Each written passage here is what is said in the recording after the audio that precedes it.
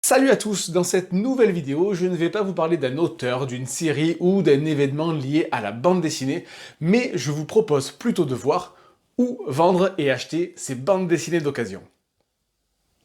C'est pas écrit un peu gros là? Merci. Jingle. Si vous êtes un grand lecteur ou une grande lectrice de livres, mais que ce soit de littérature, de comics, de manga ou de bande dessinée, vous avez pu voir que cette passion dévorante prend de plus en plus de place et à ce moment-là, le monde se divise en deux catégories, ceux qui ne veulent pas du tout vendre leur collection et qui vont devoir limite aménager une autre pièce de l'appartement pour tout ranger, et une autre catégorie, dont je fais partie, qui au fur et à mesure préfère vendre une partie de la collection parce que tout simplement on ne lit plus, on a acheté quelque chose, finalement c'est pas aussi bien que ce qu'on pensait, et pour ça il existe plein d'applications, on va les voir une par une avec leurs avantages mais aussi leurs inconvénients, et au fur et à mesure, eh bien je vous donnerai quelques conseils pour bien vendre mais aussi bien acheter ce que vous recherchez. C'est parti. Alors la première application, la plus connue, celle que tout le monde connaît, c'est Le Bon Coin. Alors Le Bon Coin, donc comme je vous le disais, c'est très connu.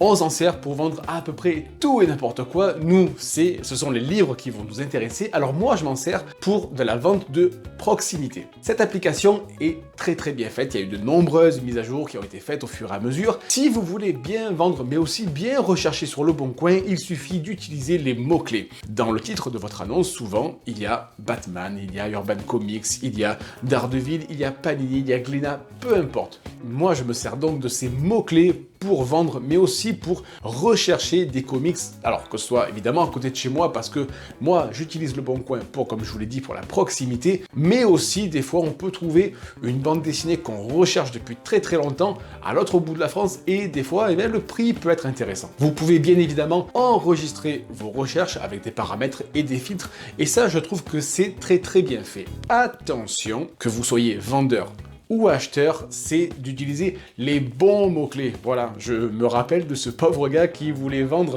ses comics Daredevil. Voilà, il avait oublié un petit A, donc forcément, il ne les a quasiment jamais vendus jusqu'à ce que je tombe dessus totalement par hasard. Pensez à bien orthographier votre mot, c'est la moindre des choses, parce que au moins votre annonce sera visible. Si jamais vous vendez un exemplaire du long Halloween à 5 €, mais que vous mettez juste « vend BD », voilà, ça va être noyé dans tout ce qui comporte d'annonces avec le mot BD, et ça risque de passer à la trappe. Donc, que vous soyez donc vendeur ou acheteur, pensez à utiliser les mots-clés. Autre inconvénient du Bon Coin, c'est-à-dire que si moi je vais acheter un article, le problème c'est qu'une fois que j'aurai fait le règlement, l'annonce ne disparaît pas ou n'apparaît pas en bloqué ou article réservé, ce qui fait qu'on continue des fois à recevoir des messages. Ça peut paraître un petit peu gênant, donc une nouvelle mise à jour, ce qui serait bien, c'est que voilà, une fois le paiement effectué, c'est que l'annonce, voilà, apparaisse un petit logo marqué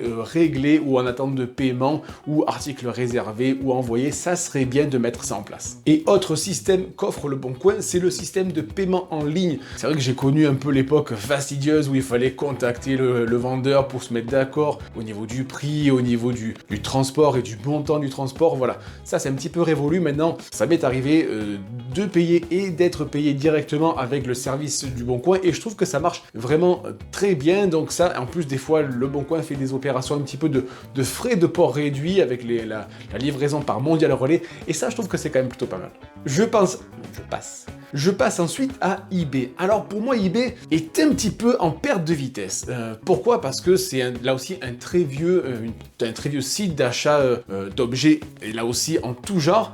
Au départ ça reposait sur un système d'enchères, c'est-à-dire que moi en tant que vendeur je mettais un livre à 5 € avec 4 € de frais de port, et les gens faisaient des enchères pour savoir qui allait remporter l'objet. À mon sens, je trouve que c'est un système un petit peu dépassé, parce moi je veux acheter directement l'objet, me mettre d'accord sur le prix. Voilà, et c'est vrai que des fois, alors j'ai remporté des enchères un petit peu au ras du cordeau en mettant 50 centimes à 3 secondes de la fin. Oui, des fois je m'en suis fait sucrer parce que l'autre gars avait fait la même chose, donc ça c'est un peu dommage. Donc voilà, je trouve que pour on va dire les bandes dessinées courantes, celles qui ne sont pas cotées, je trouve que eBay est assez révolu et assez démodé. encore plus en mettant des commissions sur les ventes, chose que Vinted, on va le voir juste après, Vinted ne fait pas. Par contre, pour tout ce qui est objets, livres rares, éditions collector, dédicacés, ou même tout ce qui a trait au monde de la para-BD, ça peut être des commissions, des dédicaces, là par contre, je trouve que eBay, en fait, apporte un petit cachet, un peu plus de sécurité que Le Bon Coin, par exemple, pour ce genre de vente. Alors moi, ça m'est arrivé de faire des affaires sur eBay il y a quelques temps, parce que voilà, on trouve des vendeurs qui font des ventes en achat immédiat. Là, il n'y a pas d'enchère, donc c'est au prix que je veux, donc je l'achète. Mais globalement, comme je vous le disais, ce système d'enchère est assez révolu pour la bande dessinée, tout ce qui se veut assez courant, et il faudrait que eBay revienne un petit peu sur ce système.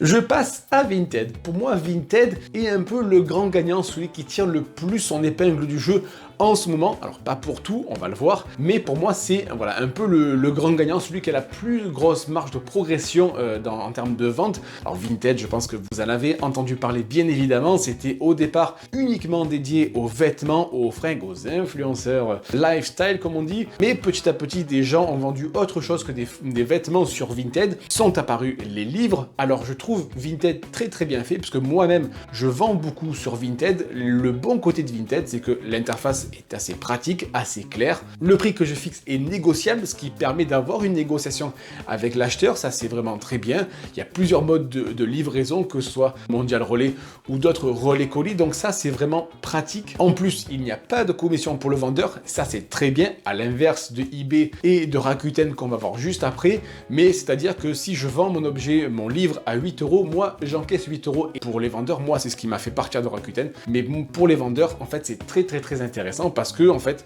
je touche exactement ce que je vends, et ça c'est bien. Le problème de Vinted, c'est que ce n'est pas encore totalement adapté au livre. En fait, ce qu'il faudrait, c'est que sur l'application soit directement intégré un lecteur de code barre, que je n'ai pas à rentrer mon code barre pour authentifier le livre. Ça serait la petite mise à jour à faire. Et il y a aussi le fait que Vinted ne prend pas en charge la vente de livres en lot. Donc c'est-à-dire que si je vends une série de 4-5 tomes, peu importe, de 20 tomes, peu importe, en fait, eh bien, je suis obligé de renseigner une catégorie qui n'a absolument rien à voir, jean, t-shirt, pull, peu importe, et ce qui fait que la recherche par les acheteurs n'est peut-être pas aussi pratique. Donc ce qu'il faudrait, là aussi dans une prochaine mise à jour, c'est faire une espèce de catégorie de lot de livres, parce que moi, si je recherche une série sur le Punisher, Batman, Daredevil, peu importe, Elektra, peu importe, en fait, que je puisse directement rentrer dans la catégorie lot de livres. Mais si je dois chercher une série de comics dans la catégorie pantalon, eh ben ça va être un petit peu plus pénible. Ah ouais. Je passe maintenant à Rakuten, anciennement Price Minister.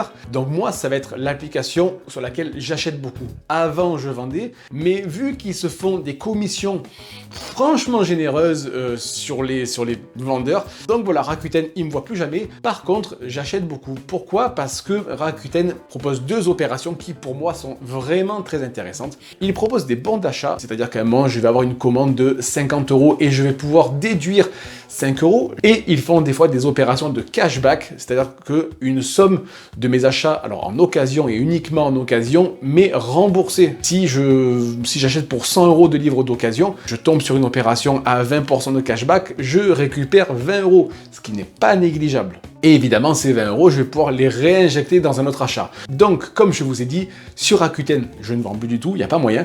Par contre, c'est vrai que j'achète beaucoup. Là aussi, l'application est assez bien faite. On peut mettre des produits en mémoire, on peut avoir des vendeurs favoris. Et ça, je trouve que, voilà, pour rechercher mes livres, je sais que tous les mois, je me fais ma petite sélection. Et des fois, voilà, quand j'ai un bon d'achat qui tombe, ou alors quand c'est l'opération de cashback sur l'occasion, et uniquement sur l'occasion, eh bien, c'est là que je vais me servir de Rakuten. Je poursuis la sélection avec Gibert Joseph. Gibert, c'est une chaîne de librairies physiques, parce qu'il y en a à Marseille, Paris, Lyon, encore dans quelques villes en France. L'avantage de Gibert, c'est qu'ils font eux aussi de l'occasion. Ils revendent de l'occasion. Ils achètent vos livres et ils les revendent sur leur site, qui est très très bien fait. Là aussi, on peut mettre des produits en alerte, on peut être informé par mail. Moi, je sais que j'ai une liste de produits favoris, et si jamais l'article revient en occasion, je reçois un petit mail qui me dit « Ouh, l'article est dispo » et je peux le commander. C'est une librairie où vous pouvez donc commander du neuf et de l'occasion. On trouve des livres à moins 30% qui peuvent être assez récents, donc c'est toujours intéressant. Je crois que c'est au-delà de 30 € la livraison et passe à 1 centime, comme sur d'autres sites, que ce soit la Fnac ou quoi. Mais voilà, le gros plus de Gibert Joseph, c'est d'avoir de l'occasion, de pouvoir mixer une commande avec du neuf et de l'occasion, et je sais que j'ai toujours un œil sur Gibert. Le plus aussi, c'est de pouvoir se faire livrer en magasin. Comme je vous l'ai dit, il y a un Gibert à Marseille, Lyon, Paris, je sais Clermont-Ferrand, il me semble, et dans quelques autres villes. Donc ça, c'est aussi un gros point positif de pouvoir commander et être livré. À défaut d'être livré chez soi, c'est d'être livré directement en magasin.